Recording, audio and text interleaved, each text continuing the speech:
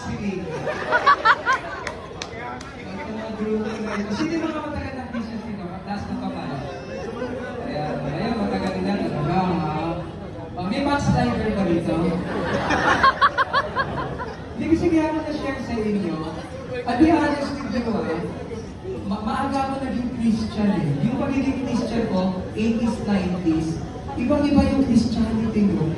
Alam niyo ba, pag nagsaservice kami 5 oras, feeling ko pati si Gantay ilit na rin. Hindi tama yan. Kasi nag-church ako sa Victory now. Sa Victory, 2 oras, mahaba na yun, hindi ba? Yung praise and worship namin yung 2 oras eh. Ano yung praise kami ng praise? Parang tingin ko kahit si God na iba't para na siya. Alam mo, tigil mo yan ha? Si God ako, alam ko naman, I'm great, I'm wonderful. Diba? Tapos I remember, the first time naging Christian ako, 14 years old ako. So the first time kong pumasok sa church, ang emphasis namin yung laging may nagtitestimony. Tapos yung testimony nun, yung kikwento mo, alam niya, di ba, kung paano binago mo yung buhay ni Lord, paano binago buhay mo. Yung mga nagtitestimony, kagila-gila sa kasalanan nila bago nila nakilala si Lord. Lahat ng kasalanan alam in-embrace nila. Ang problema, sabi sa akin, Brother Ed, ikaw ang susunod ng testimony. 14 years old ako, wala na akong kasalanan.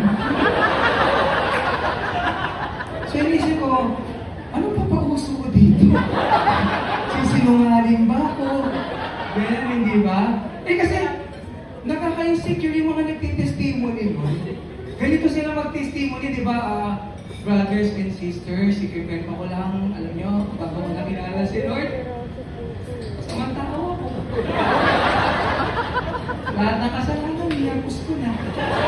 Talaga lahat ng kasalanan siya, parang mas masama pa siya kay Hitler, di ba? Tapos sabihin niya, di ba? Pero alam mo, nung nakilala ko si Lord, pinapicture yung buhay ko. Sarap lang ng feeling na ako na, Lord. Eto na, ako na. Ano sasabihin ko? Wala akong problema sa buhay, di ba? Inapigitan ako. Eto na, ako na.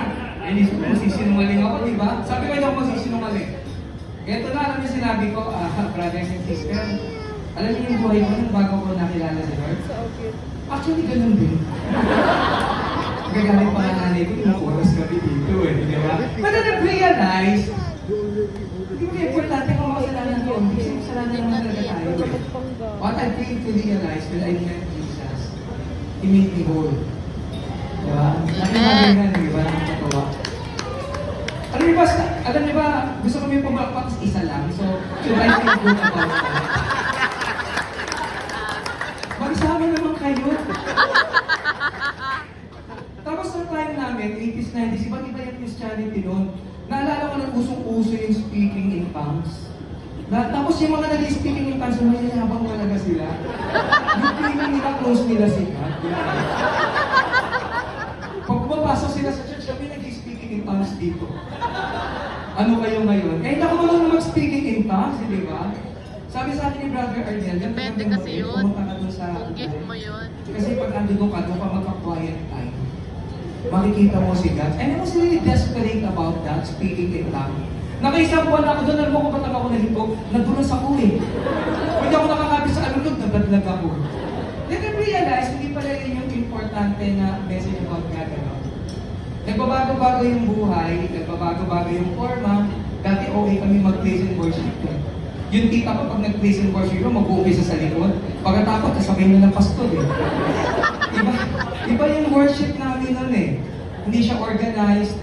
But you know, I realized one thing has remained the same. Alam niyo ba ano?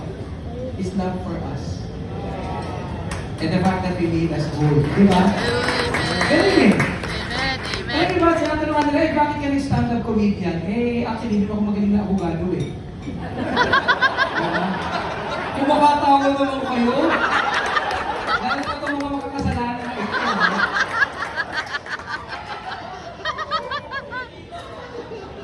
Ang ingay mo naman, gusto mo ba dito ka halika dito? Yan ang problema. Alam mo kung sino bago sa church eh. Hindi ako magaling na abogado eh. Pero masarap maging abogado. Alam mo, pinaunawa sa akin ni God. Masarap na maging abogado sa Pilipinas. Alam niyo kung bakit? Kasi kahit bobo ka, tingin lang sa'yo matalino.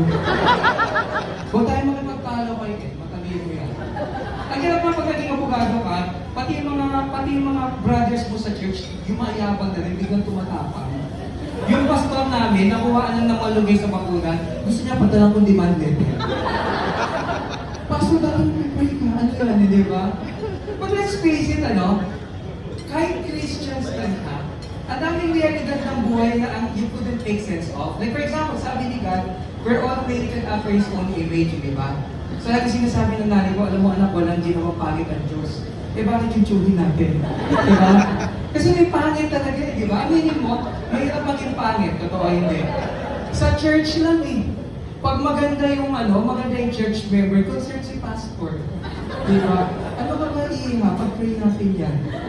Pero pag pangit, busy siya, wala siya pangit. Aminin mo, mahirap maging pangit kasi pag pangit ka, walang may gusto sa'yo, totoo hindi. Katunayan, kahit pangit, ayaw sa pangit eh. Diba? May kasama kami sa church pangit, diretso namin sa pangit, na insulto eh. Sabi niya, no, eh, nakakatisod ka.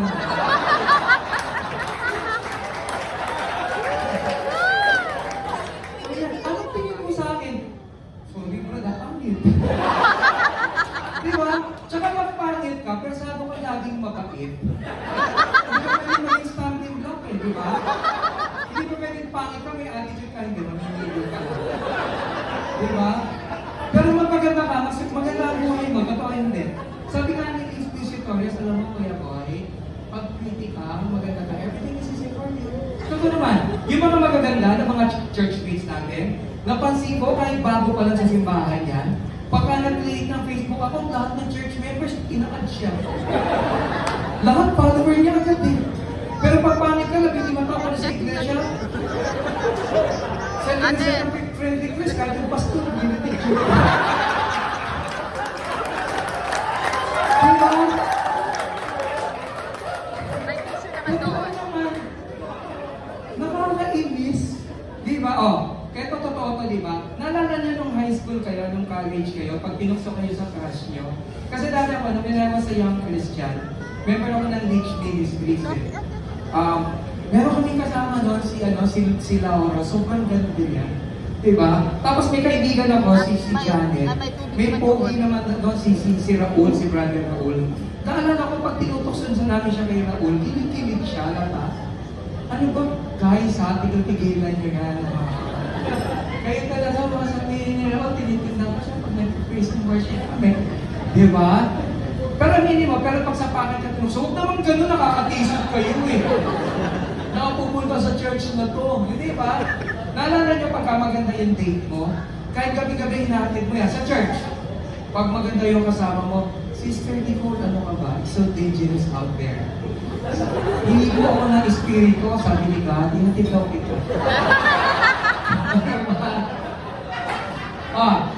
Huwag kayong sinungaling, lalo yung kalalesa na to. Diba? Ang maganda niyan, kahit si sister, kahit ang layo-layo ng bahay niya, yung service dito sa Cubao, kahit sa Ilocos Norte yan, ihahatid mo yan. Kahit gabing-gabi na, pagbaba niya, magpapakit ka pa, sabi mo, sister, alam mo naman, God bless you, diba? Sister, can you do me a favor? Yes, brother. Ano ang favor na gusto mo? Sister, please take care. Pero papangit ka pa, sister, no? Kahit gabi-gabi na lumati ka, nakita mo yung kanto na yun, may gusto papuntang Ilocos. Love ka ni God, kaya mo yan. Totoo naman, hindi ba? Kahit sa employment, pag maganda yung nag-a-apply, hindi pinahihirapan, Nicole, if there's nothing here for you, don't worry, ha? I'll find something for you. Pero pag pangit ka nag-a-apply, hindi ni-interview, pero hinihinga ng police clearance. Diba? Meron maging pangit eh, pag maganda yung dumadaan, napadaan. Pag pangit, binubusirahan. But if there's one thing I realized, diba, kung pangit ka, huwag kang malulungkot, alam mo kung bakit? Kasi unang-una sa lahat, hindi naman nag-iisa. Ang pangit parang 7-Eleven yan eh, kahit saan meron.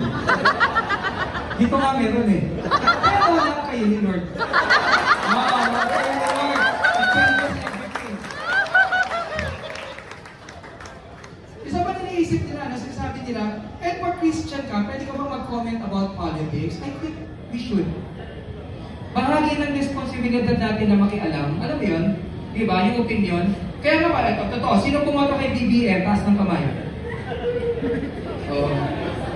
Nahihiya ka, ikaw lang. Pinag-pray mo ba yan? Yung bumoto ka. Anong pangalan mo, brother? Joseph pa. Pinag-pray mo ba yan? O, dapat mag-pray ka. Sino pumoto kay Lenny? Taas ng kamay. Kaya kita mo, proud na proud yung mga Lenny. Pero nung campaign, ang yayabang nyo, ha? Nag-unfriend kayo. Walang church member dito. Kahit pastor ka, pag dinoto mo si BBM, unfriend. Ganyan, hindi ba? Pero alam niyo kung sino paborito kong presidente sa lahat? So, hindi mo kayo magagalit, parang very un-Christian-like, ha? Si Era. Alam niyo kung bakit si Era ang pinaka-paborito kong presidente? Alam niyo kung bakit? Kasi natatandaan niyo, si Era lang, sa lahat ng presidente, ang totoong may conviction.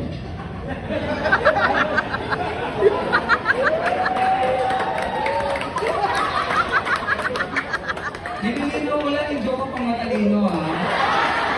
Christians na kayo, dapat matalino na kayo.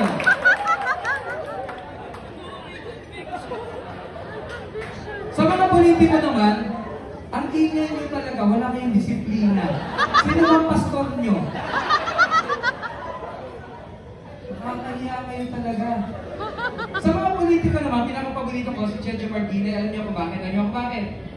Kasi para sa akin si Sergio Martinez ang politiko na wala naman hanggang ngayon, hindi nagpapalit ng kulay. Ang maganda ba kay Sergio Martinez, nagtatrabaho kahit hindi mo makita. Simple.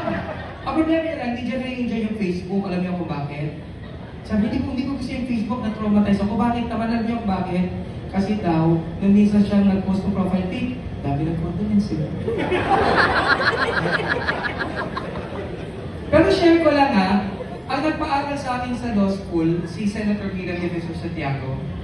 I used to work for her eh. Hindi lang halata, pero nag-aaral ako sa Ateneo Law School, di ba? So naalala ko ng time na yun, nasa Senate ako, nakausap ko yung mga politiko. Isang nakausap ko si Bong Revilla. Si Bong Revilla hindi Christian yan eh, we should actually pray for him. Alam mo ba ang masama? Naniniwala siya sa agimat kasi may agimat daw siya. May agimat si Bong Revilla. Alam niyo kung agimat ka? Alam niyo kung ano? Hindi siya tinatablan ng niya. Hindi dito siya tinatablan ng justisya. Diba? Pero syempre hindi siya pwede manalo kay God, diba? Eto na! Nagpunta ako ng Malacanang kasi ano po kay legal counsel ako. Dahil hindi kami sana ng broadcasting ng Pilipinas. Eto na, pagpunta ko sa Malacanang, nakita ko si Enrique. Magugulat ka, hindi siya work from home. Grabe yun. Alam mo yung itsura niya, 100, alam mo yung itsura niya, alam mo yung naibalsa mo lang, pero buhay. Ayaw pumatay ni Senator Enrique. Pag nagkaroon na ng air holocaust, tatlo lang ng bagay na titira, scorpion, ipis at siya. Pero alam nyo, brothers and sisters, nakausap ko siya, magtatayo pa rin ng negosyo, clothing line. Ibebenta raw sa Ayala at saka sa SM Mall. Ano? Alam niyo kung ano pangalan ng business niya? Alam niyo kung ano? Forever 91. Diba? Sa isa pa, teka lang ha, bago sa yung pinakapaborito ng politiko of all time, kaya to be honest with you, every time I read the Bible, ang sarap ng feeling na dumating si Jesus. Because everything changes. Yung Old Testament God, ang hirap intindihan minsan, parang lagi siya nag-iigante, an eye for an eye. Alam niyo kung kanino ko na awagaan? Kay Moses. Isipin mo si Moses was Prince of Egypt, he was plucked out to lead these people for 40 years. Sa wilderness siya, hindi niya nga nakita yung ano, di ba? Hindi niya nakita yung promised land. Kaya ito masama, natutulog siya sa tent, inisip siya ni God. Sabi ni God, Moses. Di ba kasi ganun sa pelikula eh, pag sila parang malaki yung boses, parang nakamicrophone. Hindi pa pwede ang boses nila pelikula, di ba, Moses?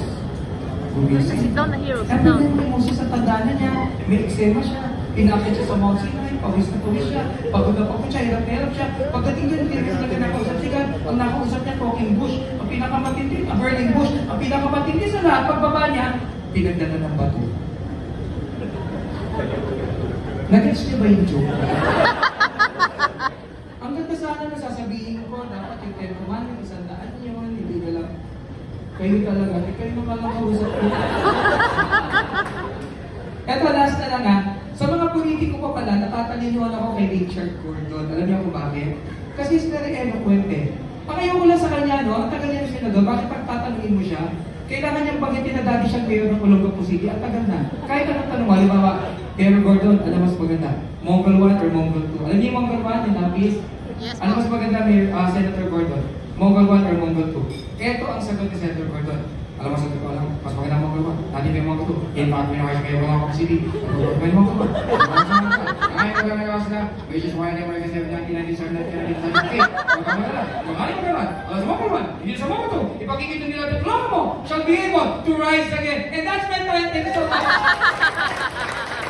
God bless you. Let's give it up once again to attorney